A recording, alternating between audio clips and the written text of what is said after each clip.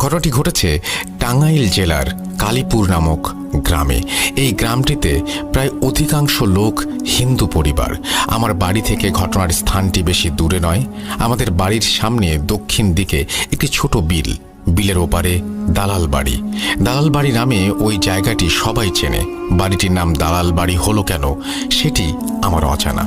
বাড়িটি এখনো পরিত্যক্ত অবস্থায় আছে। ঘটনাটি ঘটে আজ থেকে ৩৫ থেকে ৪০ বছর আগে। ১৯৪৭ সাল দেশভাগ হবার পর দালাল বাড়ির হিন্দু বসতিরা বাড়িটি তাদের এক আত্মীয়ের কাছে দায়িত্ব দিয়ে তারা ভারতে চলে যায়। ফলে বিশাল বাড়িটি জনশূন্য হয়ে যায়।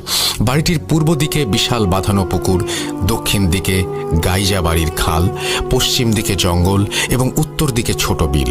এই বাড়ির এক পাশে নতুন বাড়ি করেন আজর আলী। আজর আলী খুব সাহসী লোক ছিল, তাই সে প্রতিদিন রাতের বেলা মাছ ধরতে সেই দালাল বাড়ির বিলে যেত। ছোট একটি ডিঙি নৌকা নিয়ে সে মাছ ধরত।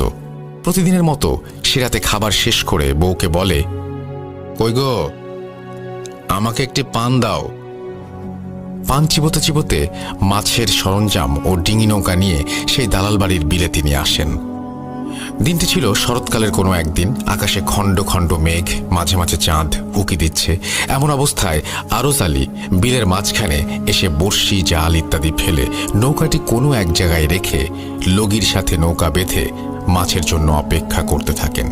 কিছুক্ষণ পর আরজ আলীর তন্দ্রা আসলে সে নৌকার মধ্যে শুয়ে পড়ে এবং একসময় ঘুমিয়ে যায়।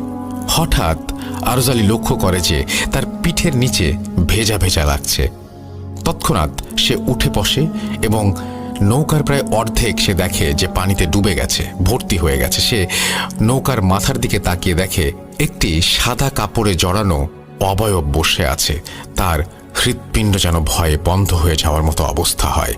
এখন সে কি করবে কোনো কুল কিনারা না পেয়ে দুই হাত জড়ো করে কাঁদো কাঁদো কণ্ঠে বলে, তুমি যদি পুরুষ হও তাহলে তুমি আমার বাবা লাগো, তুমি যদি মেয়ে হও তাহলে তুমি আমার মা হও। এই কথা বলার পর সেই কণ্ঠটি বলে ওঠে, বড় মুশকিলে ফেলে দিবি। আজ তোর শেষ দিন। তোর জন্য আমার বড় সমস্যা হতো, কিন্তু তুই যখন আমাকে মা ডাকলি, মা কি সন্তানকে মারতে পারে?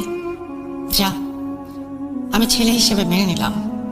আজ থেকে তুই আমার ছেলে। তুই খুব ভয় পেয়েছিস, আজকে আর মাছ ধরার দরকার নেই। তুই বাড়ি যা। কাল দুপুরে ঘরের সিলিং এর মধ্যে একটি নতুন পোলো